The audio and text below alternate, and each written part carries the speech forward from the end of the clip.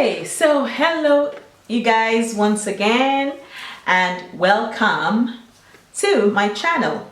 Okay, so if you've never heard of me before, if you've never seen me before, my name is Chinyere and I own this box called Juliettsstyleglam. All right, so today today is going to today is going to be gisting time, story time, story.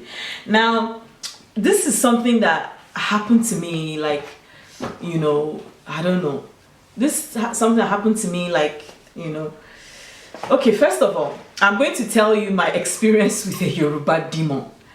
Now I'm using the word Yoruba demon because that's the language everywhere.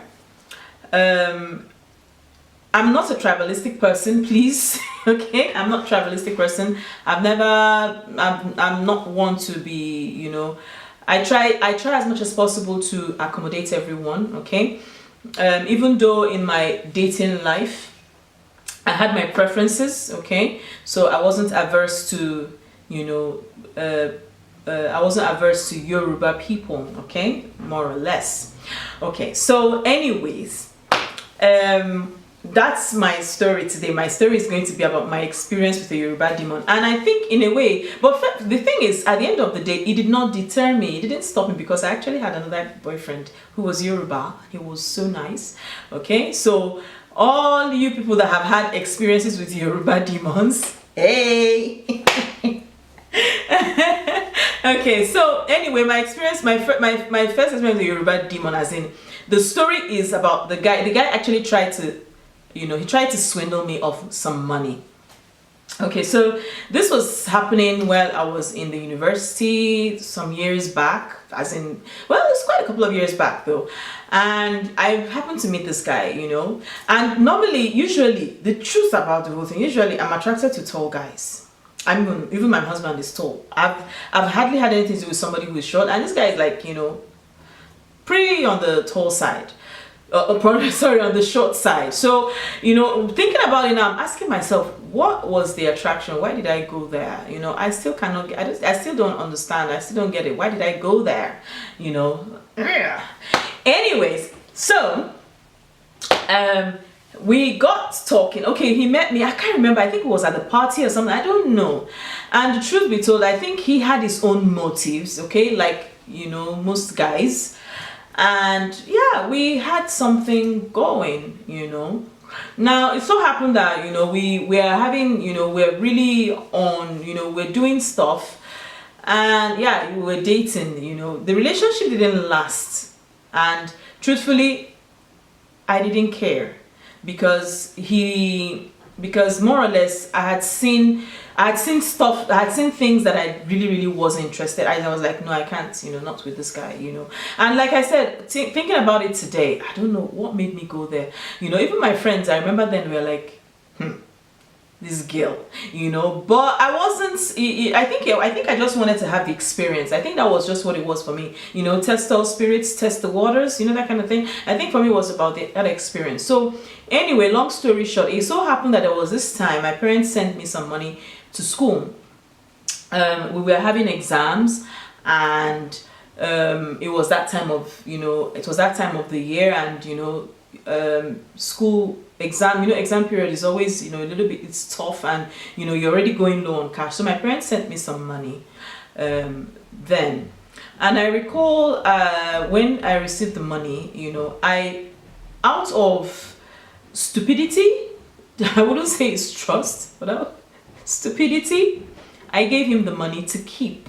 Okay, now while that money was there, I also heard, we found out that the money, somebody stole the money. Somebody stole some of the money. So that's why I said out of stupidity, because like I said, seriously, I don't even know what I was thinking. So I gave him the money to keep, and then we woke up one day and found out that there was like some 2K missing from the money, and this was the money that was supposed to tide me over from exam periods till I came home. All right, so I was like, okay. Then we now got investigating. We actually found out that the guy actually stole the money because he was his roommate. They found out that the guy actually stole the money, but the guy was not some kind of person that, you know, there are some thieves that know how to steal, you know. They take what they have, they take what they can, boom, and they dispose of it immediately. That was who this guy was. And my dear, this guy was not a small pikino. This one's an agbalagba in school, but you know, this itim pataka people, this itiako, itiake, itim pataka, nothing can enter the brain. Because if you look at it, when you see the guy, even first day you meet the guy, you'll be like, this guy is old to be in the university. What is he doing there? But hey, I mean, you know, but you know, considering, you know, my age at the time, you know, and from the gist going around that he had been carrying over, and I've carrying over and over and over. I think this guy, he looked like he was 40 years old. And this was happening in my 3rd year. Okay, so anyway, so at the end of the day, it's just, I'm like, right now thinking about it, the whole thing is so funny to me, you know. Anyway, so that one apart, you know, the money was gone, it was stolen. Even my friends were so angry with me, my roommates. They were like, well, how can you know, they were like, is anybody, you know, they felt bad as well, you know, because they thought that maybe I was doing it because I felt that they, you know, I couldn't trust them, and that was just not the case. It was just a case of stupidity, like I said. Okay, so it so happened that we had finished exams. I now told the guy, you know, at the time that okay, then one afternoon at school, okay, just like normal day, we just finished one of our papers, and just out of the blues, he came and he walked up to me and he said that he doesn't think we can have this relationship anymore, blah blah blah blah blah, this that you're too, he was giving some very messed up reasons. And I was like, and I looked at him, I was like, okay, you know, it's not a problem, you know. I was like, okay, no problem. And I told him, I said, okay, I'll come to your, you know, I told him I'll come to your room to pick up my stuff. You know, he was like, okay, fine. My dear brothers and sisters. In fact, let me even say, I don't even want to. My dear brothers and sisters, you cannot believe what happened. Okay, well, as per the person and I talked, okay, I now got to his place, you know, and everywhere was dark. You know, I was like, but he knew I was coming, you know. I mean, at this time, exams were over. Everybody was, I was just looking for how to flex last, and before going back. Like, Kennedy to go straight to Lagos. And then, you know, the next thing, you know, was I was knocking, you know, and nobody answered. I was like, what's going on? Then his other, you know, his neighbors came out. Let's say his name is Fola. So, now Fola went out. I said, okay. When he comes back, tell him, you know, I came. I was like, okay. And all of them were looking at me like weird. But I had a very funny feeling. But, you know, I wasn't sure. I was like, no, let me not jump into conclusions. I even, you know, the next day I came again. On the 3rd day, you know, everyone was like, the other people told me, no, he's not around. Other people told me he's not around because he had told them to tell me that if I came, that they should tell me that he went out. My dear, I was getting desperate because I was due home. My parents were calling, when are you coming home? I'm like, I will be coming home this weekend. And that was the truth. I was supposed to come home the weekend. So, long story short, I got there the 3rd day, which was on a Thursday after this incident happened. And I now started, and one guy who just came to meet me, he saw me, his roommate, he also was on the gist because on the 1st and 2nd day, he was amongst those that told me that this guy went out. So, that Fola went out. So he came back and he was like, listen girl, let me tell you that Fola has gone to Lagos. He left Lagos since Monday. I was shook, is an understatement. I was flabbergasted and overgasted. I was like, what? With my money? 419 doesn't cut this one. I was like, what am I supposed to tell my parents?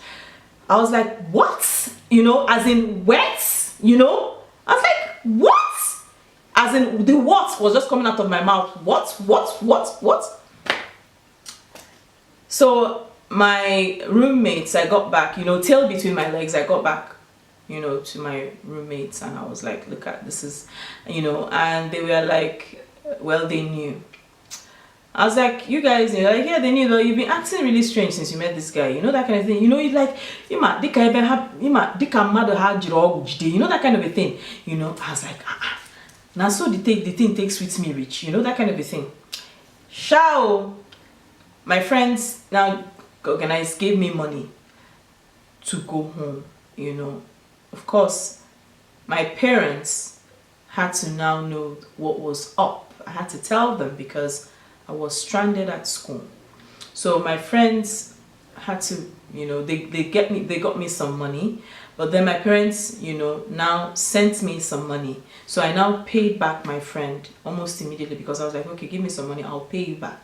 But then luckily my parents sent me money almost I think the next day, you know, and then, you know, for me to come back home. So I gave my friend back her money, I bought my ticket, and I said, you know, and came back home. My dear brothers and sisters, whoa, anger was an understatement. I was seething on my way. I was like, what?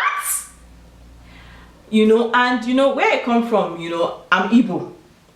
And there's this thing about we Igbos, you know, I think, well, I believe every tribe in Nigeria behaves that way, you know. And I was like, me, Igbo woman, Igbo girl like me, hey, what? You know, I was like, me, a Yoruba boy. That was exactly what was coming out of my mouth. Pardon, I have Yoruba friends, so you guys don't think that I'm trying to shade you guys, okay? This is just one exception of Yoruba demonism that is strolling out there. So I got home. I didn't let the matter rest, you know. I gave myself like a week after coming home so that I'll freshen up, you know, so that, you know, meats will fall some places. And I'll go home.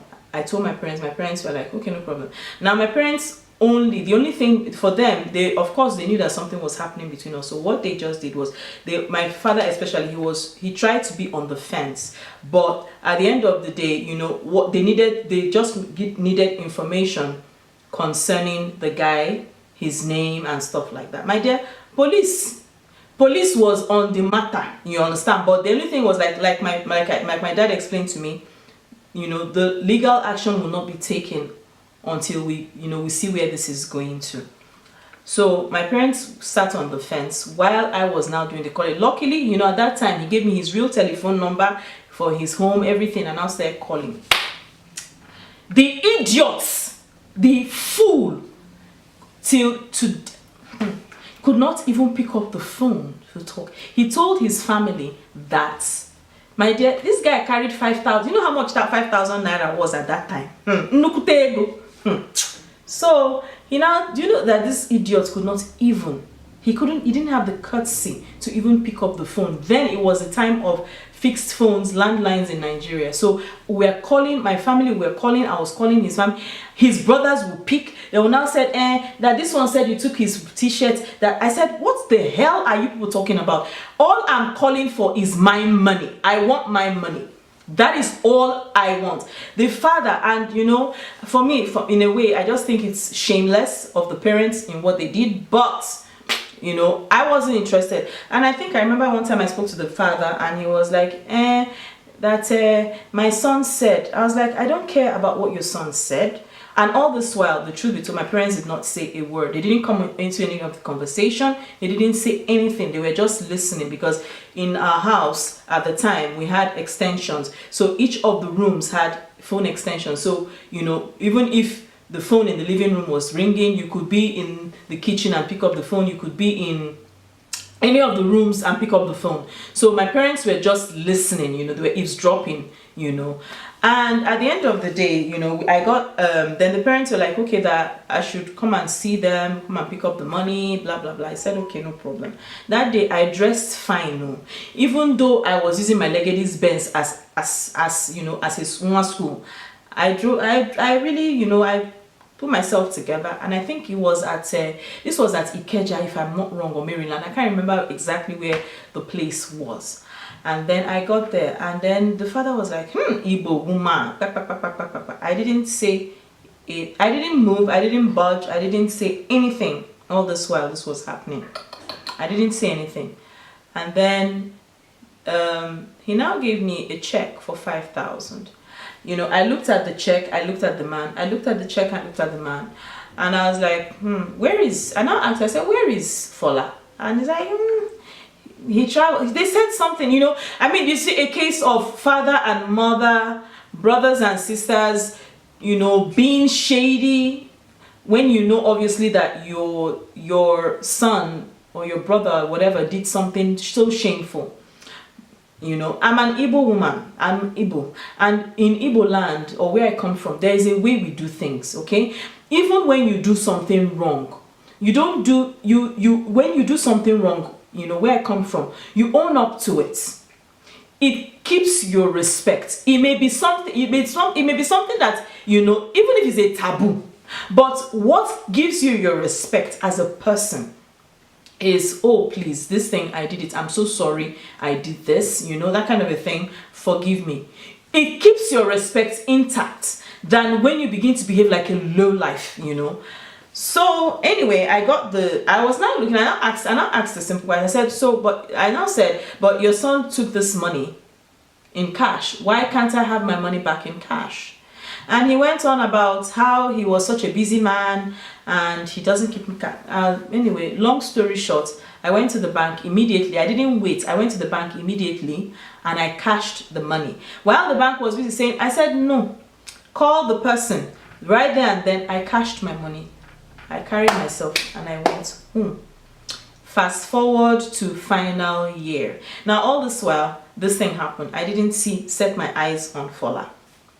Fast forward to final year, and my friends knew, my roommates knew, you know, this is final year, we're all looking, you know, great, you know, that kind of thing, you know, you're more matured, even the way you dress, that kind of thing. So we're all having the time of our lives. And then this was us in final year, and here he walks in, you know, my friends saw him, you know, when you have Voltron around you, I mean, seriously, anytime, whatever you guys do, pray to have friends that are always your bulletproof. You guys, when I think about it, I laugh and I smile with so much warmth. The way they behaved that day, oh my God, it was amazing. And when I think about it, it warms my heart so much that I have friends like that, and I know, you know, people like that. It was so beautiful. They saw him before I did. One grabbed my arm and like, let's go, and the other was like, and you know, looked at him from head to toe and was like, does it look like anybody in your level is here? I was like, whoa. You know, and he kept on coming, you know, around me, you know, to my department, not around, but he kept on coming around, and each time I just kept on ignoring him. And then one day he had to go and beg my friends, and he was like, please, he really needed to talk to me. They were like, don't answer him. What? You know, it was so funny and it was nice. I liked it, you know, that they could do that for me. It was so beautiful because, you know, at the end of the day, I think they just understood, you know, that there's some people, there are just some men that are low lives, you know, and that, you know, you can always sniff them out, you know. Yeah, the relationship to me was not serious, yes, but I think, you know, it's only normal that we all get to, or we all try to, you know, respect each other, you know, because that is what is this kind of relationships that, you know, take us far in life, you know, because you never know, no one knows tomorrow. So eventually he was able to talk to me because, man, if it is how it was, what, you know, it was difficult for him because everyone from every corner, and by then I had moved on, I had another boyfriend who was, you know, and he was all quite very much around me at the time, you know. He would come and pick me up. Yeah, then my new boyfriend at the time used to come. He would come to school, pick me up from school in a car, and then we'll go, you know. So he didn't have that opportunity very, very much, I must say. So on this particular day when he was able to speak to me, you know. He was like, how are you? I just came to, you know. And while he was talking, my boyfriend came. What did you expect? I just opened the car. I was like, listen, Fola, talk later, bye. You know, and all my friends, we entered.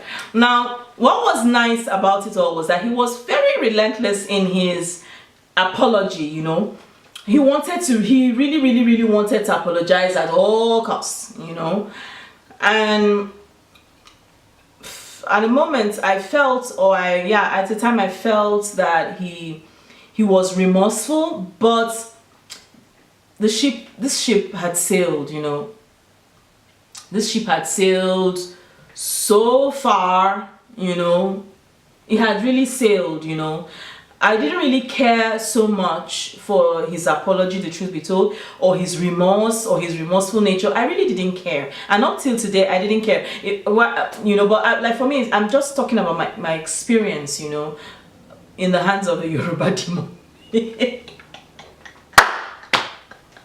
Oh my God, please, where did you guys get that term from, Yoruba demons? I don't think all of them are demons. I think they're actually nice. I've met a couple of very nice, wonderful Yoruba people who were very, very instrumental to a lot of things, you know, I've done in my life. So, you know, I beg to differ on the Yoruba demon level, but this particular one, yes, you guys, I would tell you my Yoruba demon, but I beg to differ on the scale because I've met some really, very, very wonderful Yoruba guys.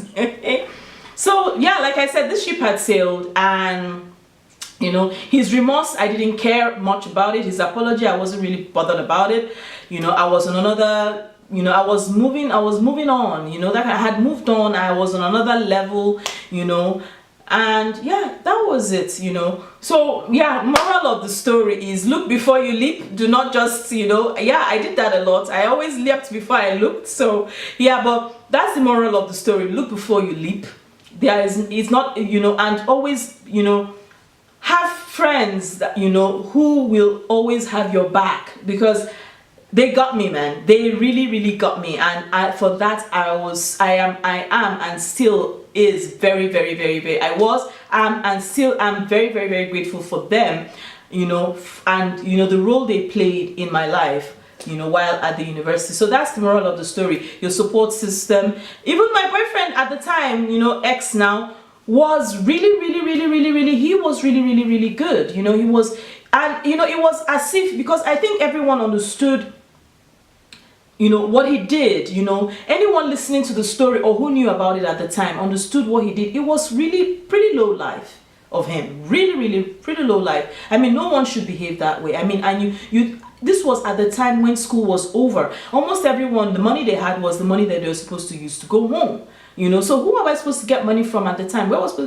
supposed to get money from to go home, you know? So yeah, that's it. So yeah, great friends, look before you leap. All right, and yeah, that brings me to the end of this video. So yeah, and do not fail to like, comment, leave your comments in the comment section. I'd like to hear your stories as well. Okay, I'd like to hear your stories, or you know, what you got from the story, you know, and your experiences with Yoruba demons. You never know. All right, leave your comments in the comments section below, and do not fail to subscribe, like, and share this video. All right, so until my next video, I love you all. Bye.